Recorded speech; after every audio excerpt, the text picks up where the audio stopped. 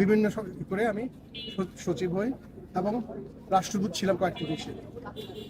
আমাকে 2017 সালের ইলেকশনের আগে আমি এয়ারপোর্ট যাচ্ছিলাম আমার মেয়েকে আনার জন্য। আমাকে 8-10 জন লোক বহুদিন ধরে ফলো করছিল। আমার গাড়ি ভেঙে আমাকে নিয়ে জোর করে 2টা পিস্তল থেকে আমাকে নিয়ে গেছে এবং আমাকে আয়না করে নিয়ে এসে এখানে রেখেছে। আমি যেহেতু সেনাবাহিনীর অফিসার এবং এই ঢাকারই অফিসার, আমি ঢাকা সেনাবাসী ছিলাম, আমি জানতাম কোথায় আমাকে রাখা হচ্ছে এবং সেইখানে প্রচণ্ড নির্যাতন করা হতো লোকদেরকে।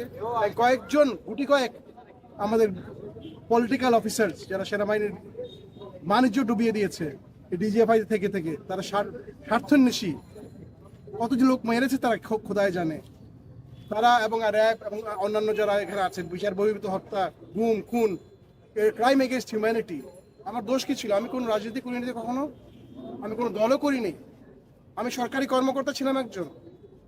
আমার দোষ ছিল যে আমি লেখালেখি করতাম। আমার কলমও কি তারা কন্ট্রোল করবে?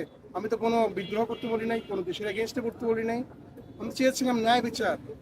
এই ন্যায় বিচারের জন্য কি আমাকে 16 মাস এই ডাঞ্জেনের ডাঞ্জেন মানে কি বলে আয়না করে ফেলে রেখে মাটির তলের মধ্যে একটা অন্ধকার রুমে আমি যে কত ক্ষতিগ্রস্ত হয়েছি ফিজিক্যালি, সেটা আপনি বলে বোঝাতে পারবো না।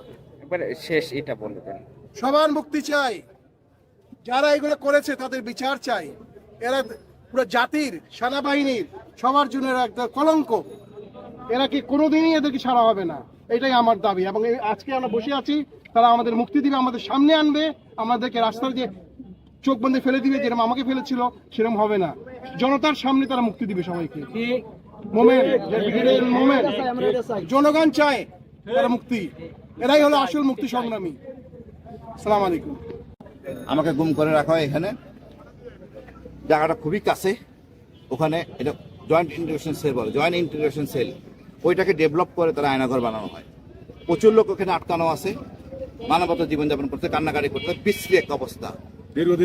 দীর্ঘদিন ধরে কানে রাতে ঘুমাইতে পারে না, টর্চার নির্যাতন চলতেছে, মুখ বন্ধ।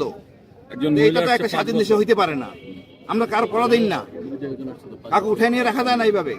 এই সেনাবাহিনী আমাদের গর্বের সেনাবাহিনী, স্বাধীনতার প্রতীক সেনাবাহিনী। এই সেনাবাহিনীর উপর বন্দুক রেখে কিছু অসৎ ডিজিএফআই কর্মকর্তা রাজনৈতিক সুবিধা নেওয়ার জন্য সেনাবাহিনীকে বদনামে ফেলাতে পারে না। এই লোকদেরকে চিহ্নিত করতে হবে, বিচারে আনতে হবে এবং এদেরকে সবাইকে থাকতে হবে, জবাবদিহির মনে আনতে হবে। আমরা চাই ন্যায় বিচার, শান্তি শৃঙ্খলা। সেনাবাহিনী গর্বের সেনাবাহিনী থাকবে। সেনাপ্রধানের নিরপেক্ষতার জন্য তার অগ্রণী ভূমিকা থাকা দরকার আছে।